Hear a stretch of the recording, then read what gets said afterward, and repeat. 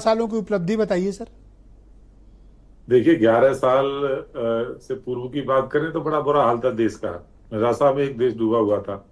प्रधानमंत्री कोई और था, शासन व्यवस्था किसी और के हाथ में थी, रिमोट कोई और लेके चलता था। उन विषयों पे मैं नहीं जाऊंगा। पर 2014 में जैसे ही नरेंद्र मोदी जी ने सरकार संभाली, उसके बाद लगातार देख रहा देश तेजी के साथ आगे दौड़ रहा है। देश की अर्थव्यवस्था आगे जा रही है।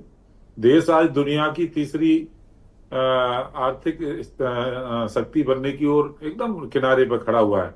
गरीबों के लिए जो योजनाएं हुई हैं, चाहे जनधन योजना होगी, उज्ज्वला योजना होगी, आयुष्मान योजना होगी, हर घर जल योजना होगी, हर गांव में बिजली पहुंचाने का काम होगा, ऐसे ऐतिहासिक काम इस सरकार ने किए हैं। तो गरीब को लगता है कि मेरे लिए तो ठीक सरकार यही बनी है। उससे पहले तो मेरे साथ छलावा हो रहा था।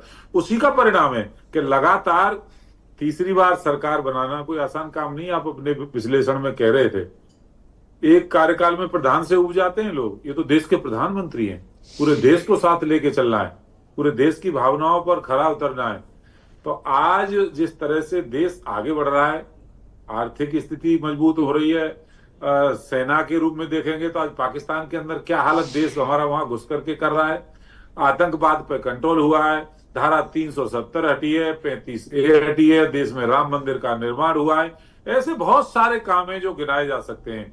और वही लगातार देश को मजबूत कर रहे हैं और भारतीय जनता पार्टी को मजबूत कर रहे हैं। भारतीय जनता पार्टी के नेतृत्व नरेंद्र मोदी जी को मजबूत कर रहे हैं।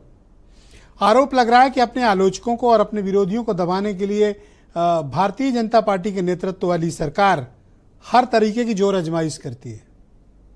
देखिए, ऐसा कौन सा शब्द नहीं है इस देश के अंदर जो प्रधानमंत्री के लिए इस्तेमाल न किया हो।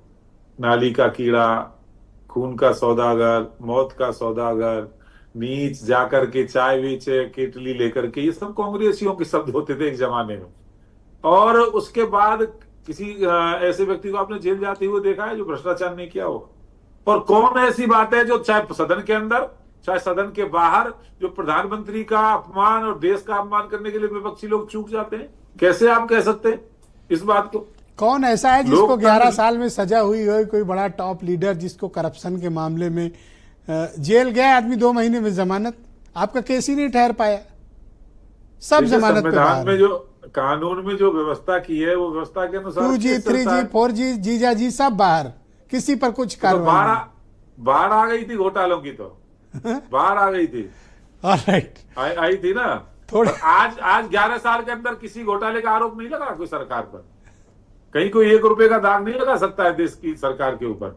तो ये हमारी सबसे बड़ी उपलब्धि है, पारदर्शिता के साथ हम सरकार चला रहे हैं। ऑलराइट, शुक्रिया आपका, हमारे साथ बने रहिएगा। अब आपकी विफलताओं